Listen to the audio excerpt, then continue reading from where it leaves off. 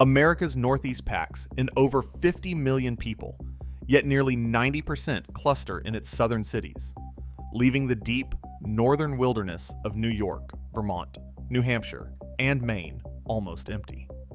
Why do people avoid living in the very heart of the nation's most crowded corner? It's not just about preference. For centuries, mountains blocked roads, glaciers scraped away farmland, and winters buried the land for half the year. This natural stronghold shaped who could survive and who couldn't. But if the Northeast is so empty up north, what stopped millions from ever settling here? To find out, we have to start with the epic barriers built by the land itself. Rising north from the bustle of city highways and riverside towns, the land transforms into a world defined by stone and slope. The Adirondacks in northern New York, the Green Mountains of Vermont, the White Mountains of New Hampshire, and the rugged highlands of Maine all trace their origins to some of the oldest rock on the continent, ancient metamorphic shield, uplifted hundreds of millions of years ago. While their peaks rarely surpass 1,900 meters, the climb from valley floor to summit is abrupt, with slopes that cut sharply against the sky. These ranges are not gentle hills. They are a patchwork of steep ridges, broken cliffs, and narrow passes that have challenged every traveler since the end of the last ice age. During the Pleistocene, massive sheets of ice, sometimes a mile thick, scraped across this entire region. As the glaciers retreated, they left behind a chaotic legacy: jagged moraines, boulder fields, and thousands of lakes and ponds scattered like mirrors in the forest. The Adirondacks alone hold more than 3,000 lakes, and the land between is often littered with glacial till, stones and gravel churned up and dumped by moving ice. On the ridges, soils are thin, sometimes less than 20 centimeters deep, barely enough to anchor a tree, let alone support a plow. Even in the valleys, pockets of richer earth are rare and uneven, interrupted by wetlands or exposed bedrock. The effects of this glacial past run deeper than the surface. Where the southern New England lowlands offer broad, fertile river valleys, the deep Northeast is defined by its fractured topography. Streams and rivers twist around ancient ridges, carving deep gorges and limiting the land available for farming or settlement. Early attempts to build roads or railways here faced constant setbacks. Routes would vanish into bogs or be blocked by granite outcrops, forcing costly detours and endless maintenance. For every mile of straight road in the Champlain Valley, there are 10 miles of winding, frost-heaved track in the highlands. This is a landscape where nature sets the terms. The forests that now cloak these mountains are not just a backdrop. They are the dominant force, reclaiming every clearing and filling every gap left by retreating glaciers. The sheer scale of uninterrupted woodland, especially in Maine and the Adirondacks, is unmatched in the eastern United States. These forests, shaped by centuries of wind, fire, and ice, have always been both resource and obstacle. For those who tried to farm or settle here, the land demanded relentless work just to clear a few stony acres.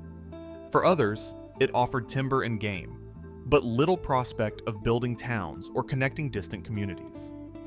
All of this, the ancient ridges, the glacial scars, the thin soils and tangled woods, created a region where large-scale farming, easy travel, and dense settlement were never more than a dream. The physical emptiness of the deep Northeast is not an accident or a quirk of history. It is the direct result of a landscape shaped by unimaginable forces. A land where geology and ice wrote the first and most enduring chapter in the story of who could live here and who would move on.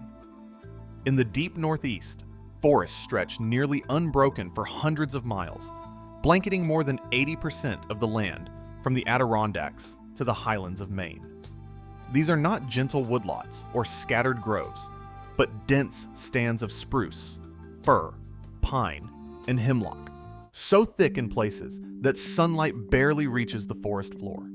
Maine alone claims the largest contiguous forest east of the Mississippi, and even today, Satellite images show a dark green swath running from northern New York through Vermont and New Hampshire, all the way to the Canadian border. But it's not just the trees that set this region apart. Winters here are legendary, both for their length and severity. In the Adirondacks, annual snowfall routinely tops 150 inches, more than 12 feet, while high valleys in Vermont and New Hampshire see similar totals. Towns like Old Forge, New York, average nearly 180 inches of snow each year, with the first flakes often falling in October and the last lingering well into May. In Rangeley, Maine, snow covers the ground for up to 5 months straight, with drifts piling high against the eaves and roads, reduced to narrow corridors between walls of white. For anyone hoping to farm or build a community, these conditions pose relentless hurdles. The frost-free period, that precious window between the last freeze of spring and the first hard frost of fall, can be less than 100 days in the coldest valleys. In much of the region, the growing season is squeezed so tightly that only the hardiest crops stand a chance. Even in the best years, a single late frost or early cold snap can wipe out an entire harvest. The snow itself is more than a seasonal inconvenience. For half the year, travel between towns can mean navigating icy, winding roads or waiting out storms that blanket everything in silence. Before modern plows and salt trucks, entire communities could be cut off for weeks at a time. Moving supplies, getting to market, or even checking on a neighbor became feats of endurance. The forest, meanwhile, never rests. Left untended, it reclaims fields and pastures within a generation, erasing all but the stone walls and cellar holes that mark where settlers once tried to carve out a life. This combination of vast, unbroken canopy and winters that seem to last forever has always set a hard limit on how many people the land can support. While the forests offer timber and the snow brings tourists for a season, the sheer scale and severity of nature here have kept most would-be settlers at bay. In the deep Northeast, it's the climate itself that stands as the most enduring gatekeeper, shaping every effort to put down roots in America's empty north. Long before the first European boundary was drawn, or a colonial fort appeared on a riverbank, the deep Northeast was a land woven together by the ingenuity of its original inhabitants. Across what is now northern New York, Vermont, New Hampshire, and Maine, the Abenaki, Abenaki, and Iroquois, Iroquois, peoples built lives that turned the region's ruggedness into an advantage rather than an obstacle. Their knowledge of the land ran deeper than any surveyor's line. Each ridge, valley, and lake was a node in a vast network of movement and exchange. The Abenaki, whose homeland stretched from the Green Mountains to the Atlantic, mastered the art of seasonal living. In spring, families gathered at rivers swollen with migrating fish, then moved through the highlands as summer ripened, tending small gardens of corn, beans, and squash tucked into pockets of fertile ground. When autumn's chill returned, hunting parties fanned out along ancient trails, some of which still trace the spines of the mountains today. These trails, hundreds of miles in all, formed a living map connecting villages and campsites from the shores of Lake Champlain to the headwaters of the Kennebec.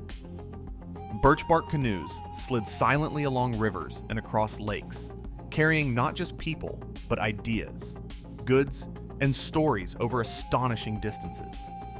Diplomacy and alliance were as much a part of survival as hunting or farming.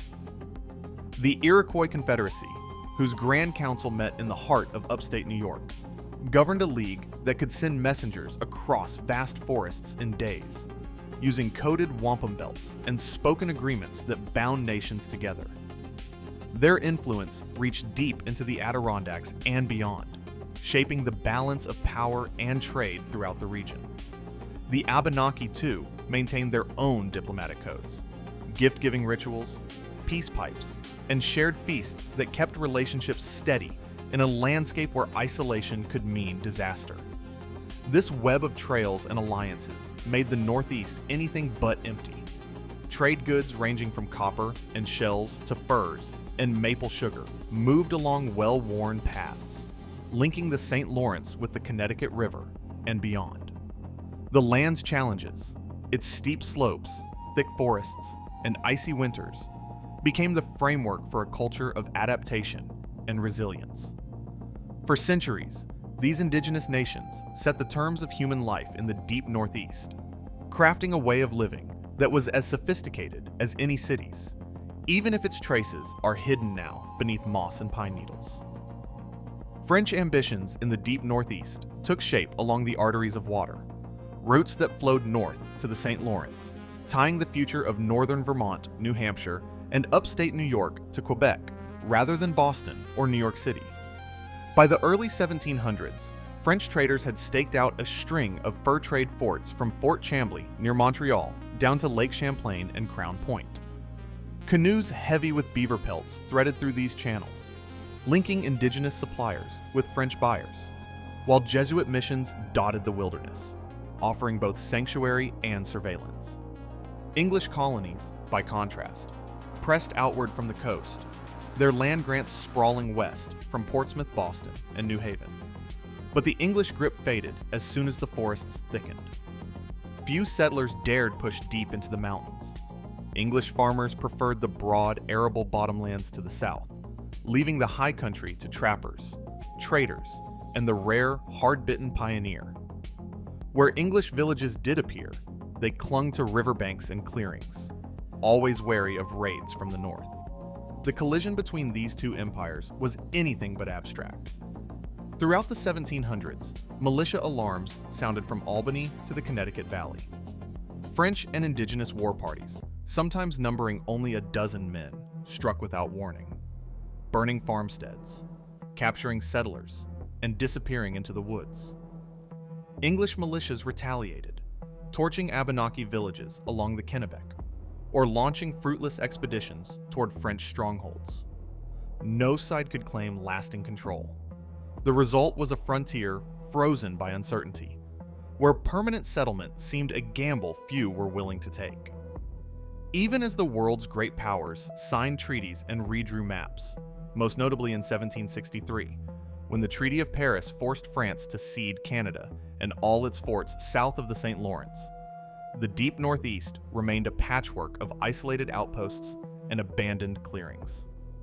The fur trade declined, but the forests and lakes, once so valuable for pelts and passage, now became obstacles to the kind of unified, large-scale development seen farther south.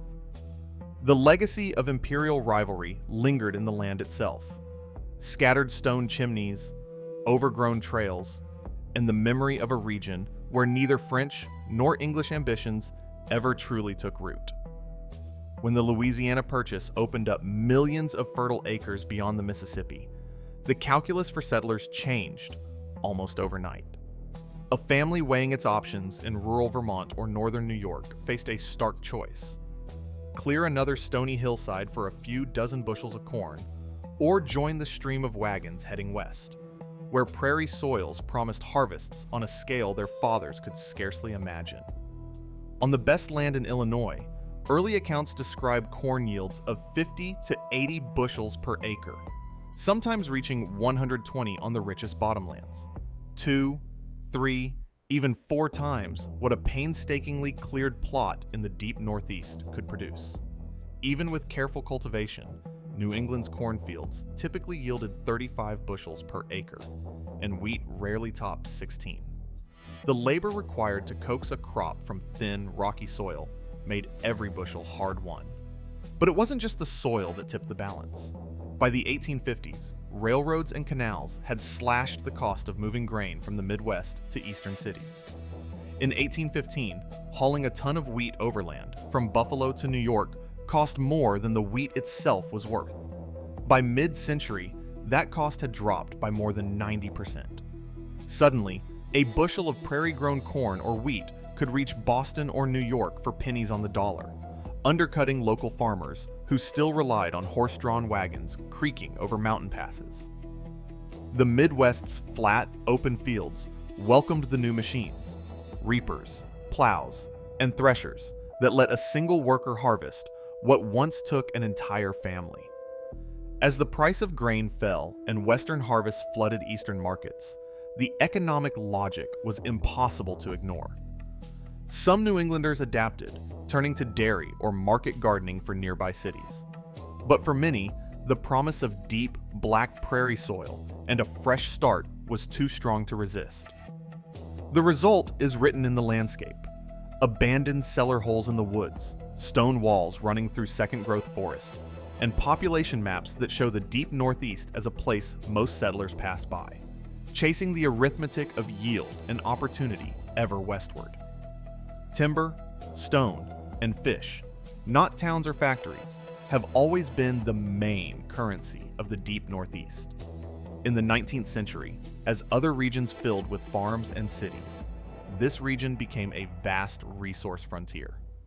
By the 1850s, the woods of Maine and the Adirondacks were feeding sawmills that shipped millions of board feet downriver each year. Logging camps, some housing hundreds of men, would spring up in the forest each winter, only to vanish with the thaw. Lumber barons built fortunes from the endless supply of spruce and pine, but few workers settled permanently.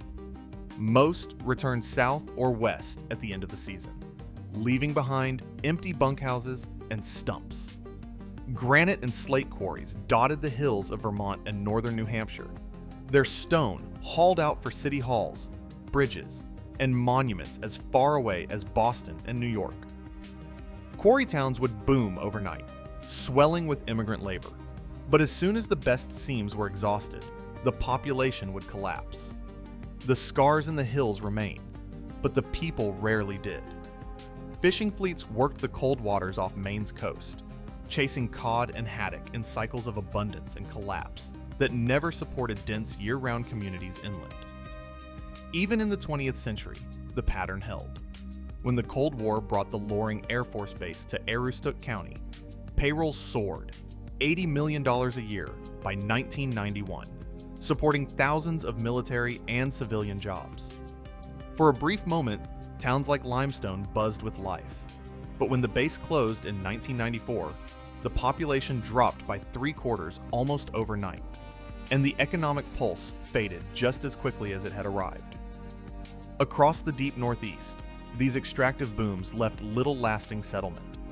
The forests still cover more than 80% of the land, and the largest towns are little more than shadows of their peak.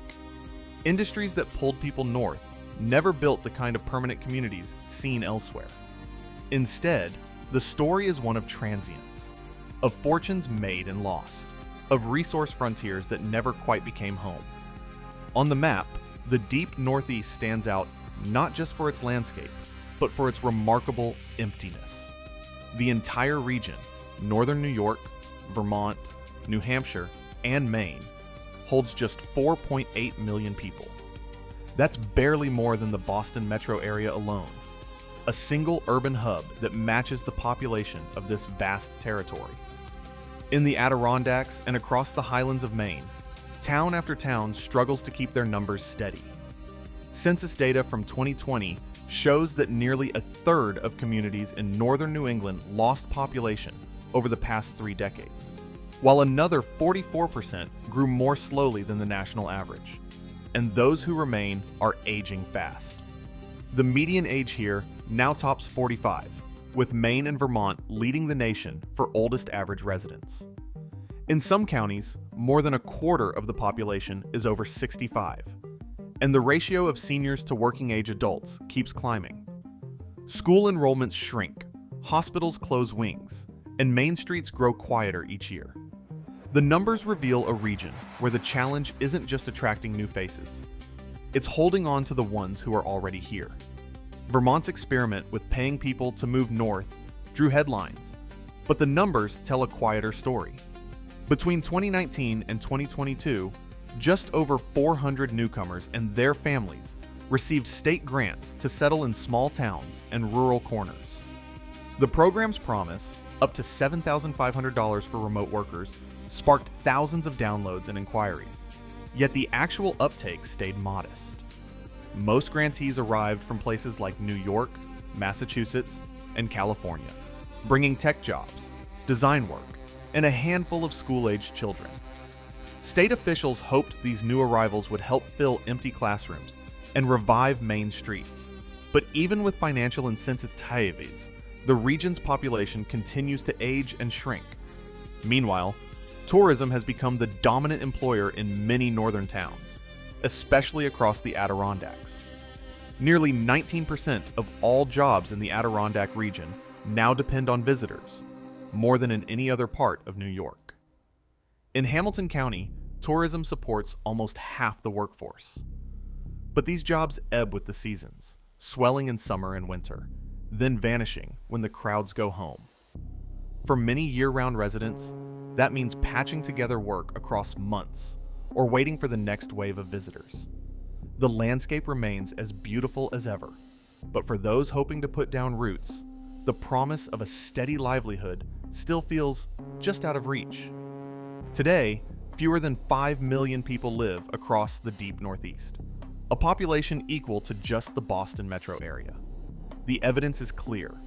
Mountains, thin soils, and one of the harshest winters in the U.S. made dense settlement difficult from the start. Historical records show that while indigenous nations like the Abenaki and Iroquois adapted to the land, European settlers were largely deterred by its challenges. Census data and state documents confirm that after the Louisiana Purchase in 1803, most migrants chose the fertile Midwest over the northern forests. Even now, official reports show Vermont and Maine offering financial incentives to attract new residents, while tourism remains mainly seasonal. Some questions remain, such as how future climate or economic shifts might change these patterns. But the facts point to a consistent story. The deep Northeast's emptiness is not an accident. It is the result of centuries of natural and human choices, still visible on the map today.